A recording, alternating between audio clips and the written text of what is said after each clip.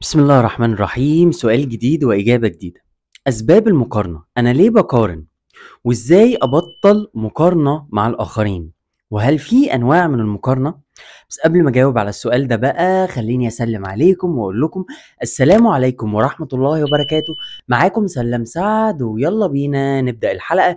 بس ما تنساش إن أنت تفعل زرار الجرس وتشترك على القناة عشان يوصلك مني كل جديد، وتعمل لايك للفيديو علشان أنا بتعب والله، وتعمل شير للفيديو وتعمل شير للقناة عشان نقدر نوصل لأكبر عدد من الناس ونفيدهم.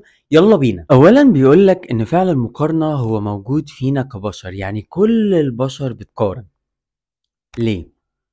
لان ببساطة احنا بشر، حيوانات اجتماعية. والله حيوانات اجتماعية بيقولوا علينا كده. المهم ان احنا بنحب نعيش وسط جروبس، بنحب نعيش وسط مجموعات. فانا لما بكون عايش وسط مجموعة انا محتاج ان انا ابص حواليا واقارن نفسي بالاخرين علشان اعرف انا فين وهم فين.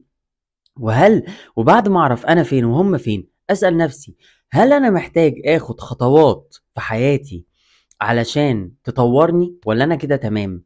طب هل انا متراجع ولا ايه الدنيا؟ فمن الاخر كده انا بعمل تقييم لذاتي من خلال المقارنة، ولذلك كل الناس بتقارن علشان يقيموا ذاتهم ويعرفوا هم فين من المجموعة او الناس اللي حواليهم. وفي انواع من المقارنة، في نوعين. اول نوع من المقارنة هو انا بقارن نفسي بحد اقل مني. انا عارف ان انا اقوى منه، انا احسن منه، انا اغنى منه، انا اجمل منه. فانا بقارن نفسي بان الشخص اقل مني عشان احس ان انا احسن، عشان احس بمشاعر حلوة. في نوع تاني من المقارنة واللي هو ان انا بقارن نفسي بحد اعلى مني، ده اغنى مني، ده اجمل مني، ده متعلم اكتر مني، ده مثقف اكتر مني، ده انجح اكتر مني. فببص للي اعلى علشان احفز نفسي ان انا اكون زيه. لكن في مشكلة بقى، في ناس او في نوعيات من البشر لما بيقارنوا نفسهم بحد هم اقل، يعني هو اقل منهم، يعني بيروحوا يقارنوا حد بحد، نفسهم بحد اقل جمالا، اقل غنى، اقل مالا، اقل ثقافة، اقل نجاح، ويبتدوا يمارسوا عليه العدائية، ويبتدوا يمارسوا عليه الكراهية، ويبتدوا يحسسوه ان هو اقل ومش احسن. هنا المشكلة ما بتبقاش في المقارنة، المشكلة هنا بتكون في الشخص نفسه. فالمقارنة الفعل نفسه مش سيء قوي، لكن المشكلة ان بعد المقارنة انت بتعمل ايه؟ هل بعد ما بتقارن بتجلد نفسك، ولا بتجلد الآخر، ولا بتأذي نفسك، ولا بتأذي الآخر، ولا بتقل من نفسك، ولا بتقل من الآخر، ولا أنت قيمت نفسك وخلاص ستوب وبعمل خطوات عشان أحسن من نفسي والموضوع يمشي؟ فالفكرة مش في المقارنة ولكن في طبيعة الشخص اللي بيقارن. أنجح الناس اللي بتقارن إن بعد ما بيقارنوا نفسهم بالآخر وبيقيموا ذاتهم بيقرروا إن هم يطوروا من نفسهم بنفسهم، ويبصوا على المشاكل اللي عندهم ويحبوا ذاتهم ويتقبلوا ذاتهم، ولكن يوعدوا نفسهم ان هم يبقوا احسن ويعملوا الاحسن. ولما يدخلوا منافسة ما يدخلوش منافسة مع حد، ولكن يدخلوا منافسة مع ذاتهم ومع روحهم. فمن الاخر كده انت محتاج ان انت تقعد قعدة صفا مع نفسك، محتاج تقعد مع نفسك قعدة حلوة وتسأل نفسك، هل انا بقارن نفسي بالاخرين؟ اه، بقارن نفسي. طيب هل مقارنتي بالآخرين دي بتجلب لي حاجة كويسة لنفسي ولا للآخرين؟ تمام. طيب هل أنا مقارنتي لنفسي بتقل مني أو بتخليني أقل من الآخرين؟ يبقى هنا محتاجة إن أنا أعمل وقفة مع نفسي. يعني أنا محتاج أعرف المقارنة دي بتوصلني لإيه؟ إيه مش إحنا مش محتاجين نغير المقارنة، إحنا محتاجين نغير النتيجة اللي بتوصلني ليها المقارنة. فأنا محتاج أعرف أن المقارنة دي بتوصلني لإيه؟ هل بتخليني عندي الحماسة والتحفيز إن أنا أساعد نفسي وأطور من نفسي وإن أنا أفرح بالآخرين وأساعد الآخرين، ولا المقارنة بتقل مني وبتخليني أقل من الآخرين، ولا المقارنة بتوصلني لإيه بالظبط؟ فأنت محتاج تركز على النتيجة بتاعة المقارنة وليس فعل المقارنة في حد ذاته. أنا اكتشفت بقى إن أنا المقارنة بتاعتي دي مش مريحاني ومش جلبالي الخير في حياتي. طب أعمل إيه؟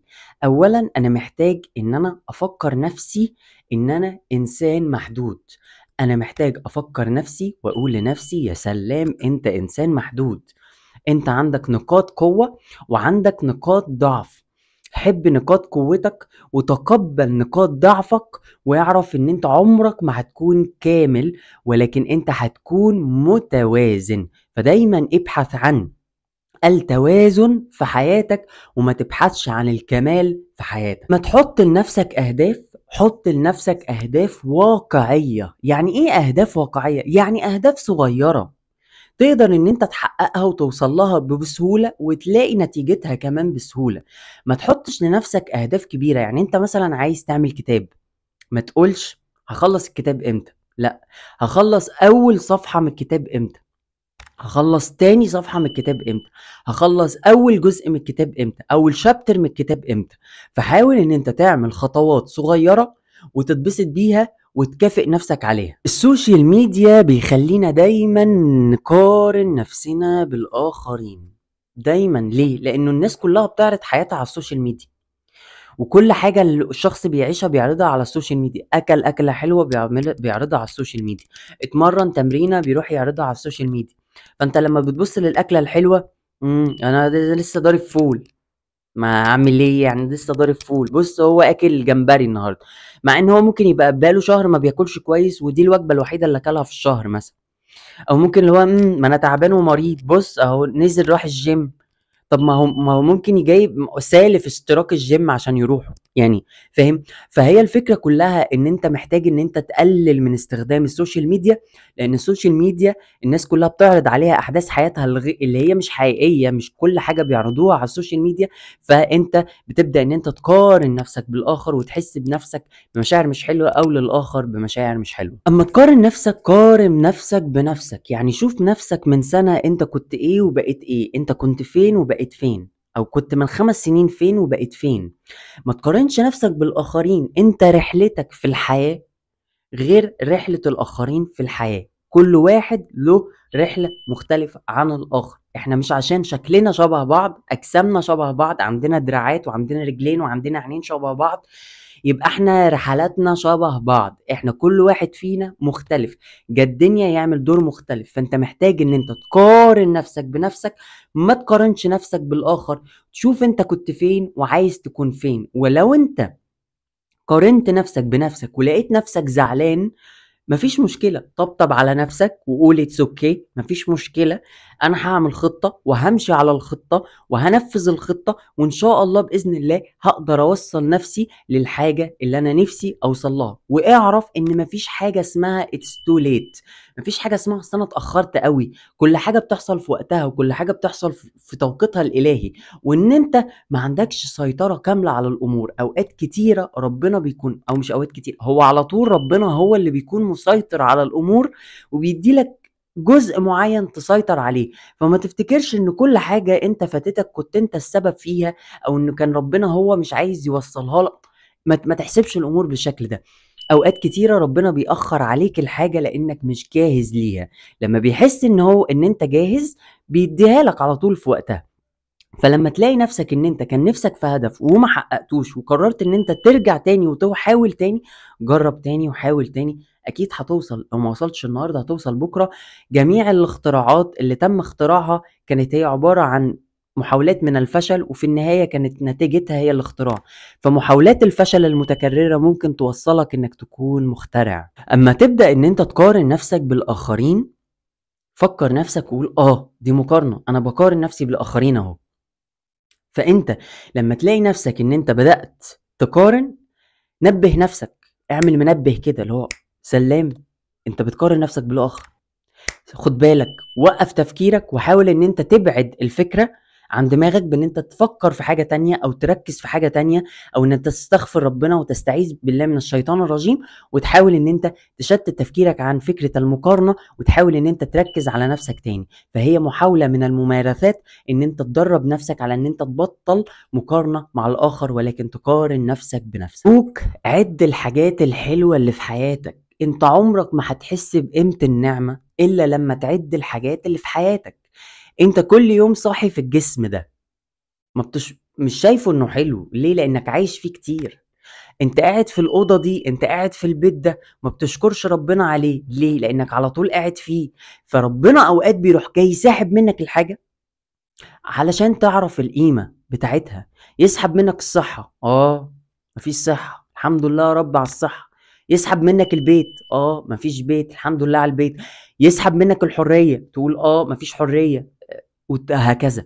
انت ما بتحسش بقيمة النعمة لانك متعود عليها، لكن الحقيقة ان احنا بنكون غرقانين نعم واحنا مش مدركين واحنا مش حاسين ونايمين وتايهين عنها، لان احنا مش بنركز عليها ودايما باصين على اللي ناقصنا، مش باصين على اللي عندنا. بص على اللي عندك وحاول تطور من نفسك وتوصل للحاجة اللي انت نفسك فيها ونفسك تحققها. بطل تكون مثالي. انت مش محتاج ان انت تكون مثالي، انت محتاج تكون متوازن، محتاج تكون بتسعى، محتاج تكون بتحاول.